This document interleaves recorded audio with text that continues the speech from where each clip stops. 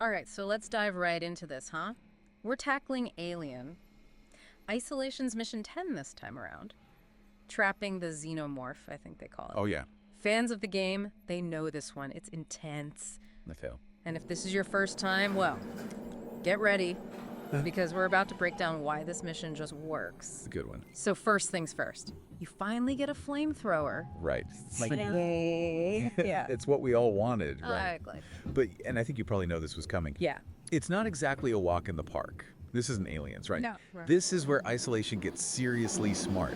It takes that source material, all that dread, and then it throws you a curveball. Exactly. The flamethrower. Perfect example. It's powerful. Yeah, no argument there.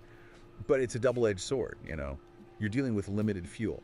Yeah. And the game makes you feel that. Every shot counts. Absolutely. Every shot. You mess up, you might pay for it later. And then there's the Xenomorph itself. Right, this thing, it's not just some monster, it adapts. It does. Remember the first movie? Even when they incinerated it, it just kept coming. Oh man, that's not a fun thought. So not only are you managing resources like it's going out of style, but this thing laughs at fire. Pretty much. It's all about calculated risks in this mission. You know, run and gun, forget it. Every encounter, every choice you make, there are consequences. And those consequences usually involve some very pointy teeth. Usually, yeah. So Yeah. what are we doing with this thing then? If we can't just, you know... Oh, right. The goal. We're not out to kill the Xenomorph. I mean, that'd be nice. Right. But let's be real. Feels impossible. No, the goal is to trap it. Ambitious. And not just anywhere. You're trying to get this thing into one of those detachable lab modules. Ah, I see where you're going with this. The tension is unreal. But here's the thing that always gets me. Getting to that lab, it's practically its own horror movie. Tell me about it. Sevastopol's station. It turns into this terrifying puzzle box. You're sealing off areas, rerouting power, anything to get an advantage. You've got to use the station itself to survive. And the whole time you can hear it, you know? The clicks, the hisses. It's in the walls, man. The game never lets you forget that. It's in your head, too, at that point. Masterclass in environmental storytelling. Sevastopol itself. It's a character. This oppressive, decaying thing, both your lifeline and a death trap all at once. Oh, it really gets under your skin. And you mentioned the sound design, those cues. It's brilliant, right? Like you were saying, those motion trackers from the films. Yeah, the beeping, getting faster as the Xenomorph gets closer. Isolation takes that and just runs with it. It's relentless. You're glued to your own tracker, trying to plan your moves, always listening for anything, really. Any little sound could mean game over. It's true. You're not just up against the Xenomorph, you know? It's the environment, your dwindling supplies, your own brain trying to betray you. Yeah, the mental game is half the battle. Yeah, totally. And speaking of freaking out, there's this moment, right? You finally reach the lab, the one you've been risking everything to get to, and the music kicks in.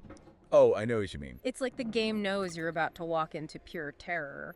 It's not just background noise, it's a warning. Oh, it totally is. It's like what John Carpenter did with Halloween, or those soundtracks in Silent Hill 2. Minimal, but effective. You know, the music becomes this character in itself. Right, it's like this constant companion. And Isolation, it never lets you off the hook. It builds that tension even when you think you're safe. Yeah. It's like, it knows. Exactly. Always that feeling of being hunted, never quite able to relax. And then just when you think you've got a handle on things, curveball. Weights, don't forget weights. Oh, right. That synthetic, the one from Seegson? Yeah, we kind of relied on that guy to get us this far. And then he pulls a fast one. No spoilers, but let's just say any plans you made. Out the airlock. Ouch. Yeah, that's rough. And what happens next? You're doing an EVA suit spacewalk. Oh, wow. Talk about a change of pace. Right. For anyone who doesn't know, that means you are outside the station, as in space, tethered by a thread, basically. And visually, incredible. I bet. It's like going from claustrophobia to agoraphobia all in the span of a few minutes. And thematically, Yeah. genius. It's that contrast, right? You go from tight corridors, always something right on top of you, to this vast emptiness. Where the emptiness itself is the threat. Yeah. Inside the station, it's like the threat's right there, but it's contained, you know? Yeah. Out in space, it's, Great. you're exposed, vulnerable. Alone with your thoughts, and not a lot of oxygen, it really makes you appreciate just how much the game messes with your head. Like, you think you've got a handle on the horror, right? Then, bam, existential crisis time, floating in the void. It's effective, though. Yeah. That's the thing. It's like all those things we love about Alien, isolation, It's almost all there. there in this mission. Not just the jump scares or even the xenomorph. That Really, was the atmosphere. it's the pressure, that feeling that something's wrong even when it's quiet. And a big part of that has to be the AI, right? Absolutely. Yeah. Especially with the xenomorph. It's not predictable. Oh no, this thing learns. It adapts, you change up your tactics, it picks up on it. You're never truly safe Yeah. because you can never be sure how it'll react. You're constantly on edge, which makes those close calls, those moments where you barely make it, even more intense. Oh, for sure. Because it feels earned. Yeah. Right? Like you outsmarted something real, something dangerous. It's one thing to make a game scary, but when it feels like the enemy is making its own choices, that's another level. It is, no question. It's the difference between watching a horror movie and feeling like you're living in one.